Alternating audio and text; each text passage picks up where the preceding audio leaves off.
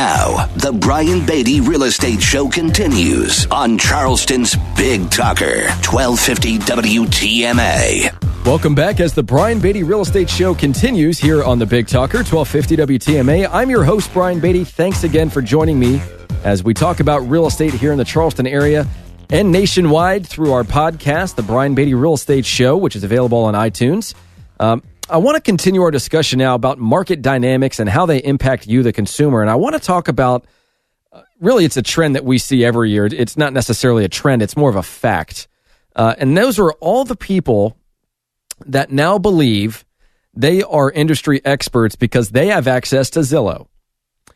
And I'm not here to poke fun at anybody. I am not here to certainly berate potential customers and clients. But I am here to deliver some facts for you guys. And I need you to be really understanding of the fact that there are certain things that you do not know. There are certain pieces of information that you do not easily have access to that can impact your transaction. They can have a real financial impact on your decision-making process. So I want to just talk about some of the reasons why hiring a buyer agent is a good idea, aside from the fact that it costs you nothing. And so what we receive literally hundreds of inquiries every month from people that want to buy and sell real estate. And the vast majority of them are not serious. If you were to look at any other industry out there that's in sales, there's going to be a very low percentage of people that inquire that are ready, willing, and able. Speak with a lot of people that have credit issues, a lot of people that are just now starting their search. They're looking for an education, frankly, is what they're doing. They're researching the market. They want more information on a property. They inquire on Zillow, Trulia, Realtor.com, Homes.com, any of our websites. We've got literally 5,000 plus websites that we market our properties on. And so we receive these inquiries. We talk to these buyers. We ask them if they're currently represented by a real estate agent, because the last thing we want to do, quite frankly, and we get this out of the way up front, I do not want to go and start searching for a bunch of real estate for you or schedule showings if you're already committed to another buyer agent. If you are represented by an agent, then I cannot help you. It is you have a responsibility to that agent, and they have a responsibility to you, a contractual one. So I cannot step on their toes. Besides that, it's a massive ethical violation. I've never had one of those. Do not intend to ever have one of those. I'm in good standing with all of the regulatory bodies, and it's because I follow the rules and because I'm not a snake in the grass. So when we get these calls, it's shocking to me the amount of people that decide to do this process themselves.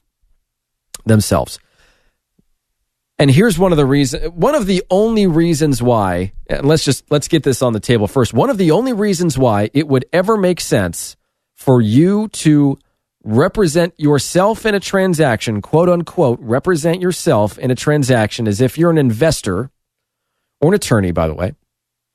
You know what you're doing. You've done this before. And you are going to say, hey, I want you to reduce the commission by half because no other agent is involved. I will represent myself. I'll sign whatever you need me to sign that agrees to the fact that I have no representation, no other agents involved, half the commission. And in theory, that sounds fantastic, but I'm here to tell you that there are a multitude of agents out there that will say no. And you know why? Because the buyer does not have the right to negotiate an agent's commission. Our commission was set when we talked with the seller and they determined how much they were going to pay for our service. So when a buyer comes in and they say, here's my offer, I know that it's 10% off the asking price, but to soften the blow to the seller, I want you to cut your commission in half. Oh, well, thank you. What a wonderful opportunity for me. I'm being facetious here, but buyers, if you're going to try and work with the agent, the first thing you probably should not do is tie their hands behind their back and say, this is my offer. You have to present this to the seller, because we as listing agents have a fiduciary responsibility to present all offers. we're not going to be very excited about it. I mean, yes, we want to sell the property, don't get me wrong. And I'm speaking on behalf of an agent right now. Okay, you're getting a little glimpse into how I feel about this. And of course, we're going to tie in some education here as well. But when people ask me to reduce my commission, I say no. And do you know why? Because I end up having to do twice the work anyways. And I'm not interested in doing twice the work for half the price. Besides, that buyer has no right to determine how much that seller is going to pay for my services. I've already negotiated that with the seller because that is their cost.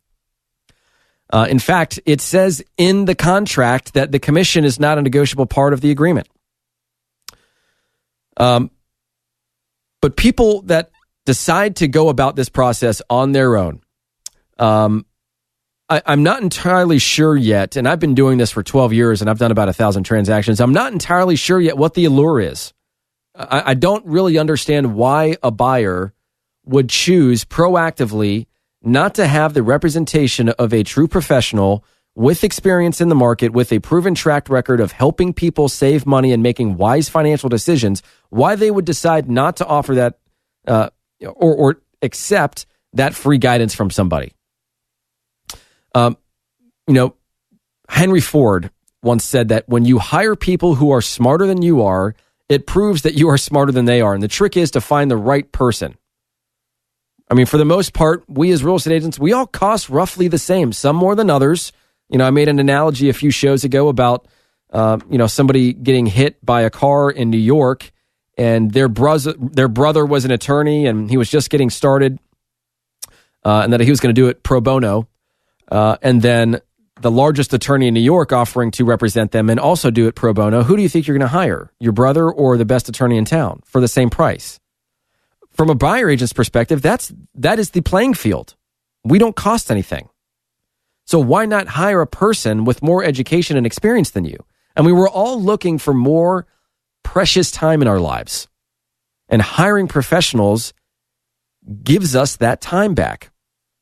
But another thing that I think a lot of people don't really think of when they think of real estate is that we are buffers. We are toll booths for you. Agents that, take spam out of the property showing process and visits. If you're a buyer and you're buying a new construction home, we as agents are the ones that whip out our sword and go to battle for you to help keep the builder's agents at bay when they try to take advantage of a situation, when they try to get you to live with something that you're not happy with because, oh, God, we're going to have to, rip this out, and then we're going to have to do this, and it's probably going to delay things a few days. And, are you sure you really want us to do this? Yes, I'm sure I want you to do this because I'm buying a brand new house, and I'm not going to move into a house that has issues already, right? So we are the person that digs in the heels for you. We're the person that wears the hat that at times can be the bad guy in order to get things done. I don't mind doing that so long as I'm helping my client. And if you're a seller, your agent's going to filter all of those phone calls if you were a for sale by owner that would lead to nowhere, from looky-loos and people that would try to, induce serious buyers to write an offer immediately. There are so many different ways that we can act as buffers for buyers and sellers, but we're going to focus our attention here for a moment on buyers. We are the people, when we're true professionals, that will tell you, I know you saw that house on Zillow and it appears at first glance that it might be of interest to you. Let me tell you what I know about that house and that area and what I know about you and what you're looking for. And let me share with you why I think that would not be a good option for you. If you ever hire an agent that's willing to give you that kind of advice, congratulations, because you found a good one. If, on the other hand, your agent is an order-taking taxi cab driver that will, that has no backbone, that will not stand up for what is right based on their experience, then chances are high you're not going to be thrilled at the end of the day with your transaction. Because guess what? You're the one in control. And that is true. You are in control. But you need some guidance because you don't know what you don't know.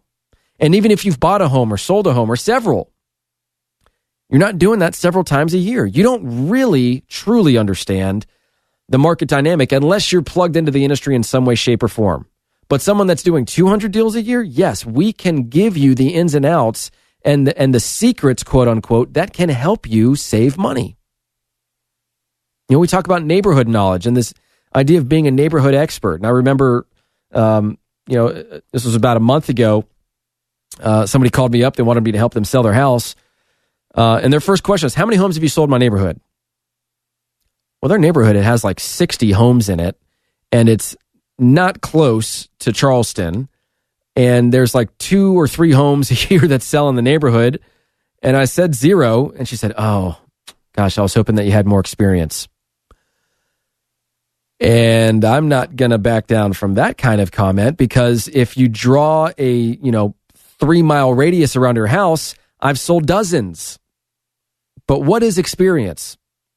If we talk about neighborhood experience as a seller, that's one thing. If we talk about marketing experience, how to go into any neighborhood and sell it, that's a different story. That would be more of what I would want you to focus on if you're selling your house. Don't just go with the person that has sold the most homes in the neighborhood. That might be an agent that has sold 3 homes in the neighborhood and maybe 5 all year. How does that compare to the person that's selling a few hundred homes a year with a massive team that are a collective force to be reckoned with, that are all going to bat to help you sell your house? It's apples and oranges. But from a buyer agent's perspective, when we talk about neighborhood knowledge, we either possess an intimate knowledge of that area, or we know how to find the industry buzz about that neighborhood. We can identify the sales and help you better understand value. For an example, you might have seen that a house was on the market for $350,000, and that is your perception of value for that house. What you don't have access to is the MLS. And by the way, the websites that promote those property or that share those listings, that is not the MLS. Only real estate agents have access to the MLS. So you may have thought that it was on the market for $350,000. What you don't have access to is the fact that it sold last week for $330,000. And even if you see the registered sales price of $330,000, what you don't see is that there was $7,500 paid in closing costs, $3,000 made in repairs, and a $500 home warranty. So your $330,000 comp is now in the high 310s, 318.5, or whatever the math works out to be. If you're at it yourself, don't you think that might have an impact on the willingness to pay a certain price for a property? Information is power. And the more experience your agent has, the more information and therefore the more power they have to help you with this process. Pricing guidance, market conditions. We talk a lot about, our network and how connected we are, what our reputation is like. If you're working with an agent, of which there are several in this market, not naming any names, but they're a pain in the you-know-what. I do not enjoy doing deals with them, because every single time they make it difficult, and it's this Broadway show about how stressful this process can be. And it's just, every deal is a nightmare with these people because they're so hot-headed. It's not about the buyer and the seller with them. It's about them. And that's just not right. So when you talk about hiring an agent, if you don't get a good feel, if it's truly a meeting that's all about them, I'm just telling you right now, walk away, because it's not going to be a very good relationship. There's an old saying in sales, and that is that people will buy from you or sell from you when they feel understood, not when they understand you. So many times we as real estate agents, collectively speaking, go into a situation and it's just, here's who I am. Here's all about me. Here's everything I do. Here are all these shiny objects. Here's everything that you need to know about me. And we think it went great. Man, I'm so glad I got all that stuff on the table for them to really make an informed decision. And not once did that agent take the time to learn more about the client.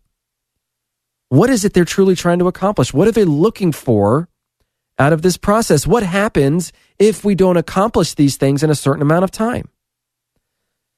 What kind of relationship do they want to have with their agent? Well, how do they want to be communicated with? All of these things. So when you start talking about hiring a buyer agent that not only understands the industry, understands the market, the conditions, pricing, neighborhoods, acts as your buffer, provides you with the benefit of their experience and their knowledge to help you get a good deal. The last part here is that you can develop a relationship with that agent for future business. There have been multiple clients of mine that have turned into investors, and I am now helping them build wealth in real estate. from just somebody that wanted to sell their house or buy a house. Now we're talking about real estate investments as a way of growing their retirement accounts. And I've got some clients where their kids are investing now. Their kids are 20-something years old. It's awesome. I love it. We're more than just the person that writes up the contract and negotiates it on your behalf. We're a resource. And so if you're thinking of buying a home, I encourage you to interview us as such. And if we don't live up to that standard, then find the next one. There's a statistic in our industry that states that over nearly 80% of all consumers hire the first person they come into contact with that can speak somewhat intelligently to them about the real estate process or the real estate market. The overwhelming majority of people do not interview agents. So if you meet with a guy and they sound good, what is good if you have nothing to compare it to, is my point. This guy, it's just like having a business and having talent on your team. So many of us think that we have, all-star talent. Our people are the best. And it's because they find somebody, they cultivate them, they grow them into a position, they start doing well, and they believe, hey, man, this guy is a rock star. And then they learn of somebody that's doing business at a level 4 to 5 to 10 times that level, and they say, whoa, wait a minute, maybe they're not so much of a rock star. I'm not talking about anybody individually, I'm just saying this conceptually. If you think your real estate agent isn't a rock star and you've only interviewed one agent, how do you know? That's my point. Hire a buyer agent. There's no reason why you shouldn't. It doesn't cost you anything. We're only here to help. It's not a personal pitch. It's just common sense, in my opinion. If that's something we can help you with, feel free to give me a call, 843-345-1273. Again, 843-345-1273, or go to listingsincharleston.com. That's listingsincharleston.com. Stick around, guys. More information to come right here on the Brian Beatty Real Estate Show on the Big Talker 1250 WTMA. Visit Brian Beatty's website at listingsincharleston.com. The Brian Beatty Real Estate Show continues next on the Big Talker 1250 WTMA.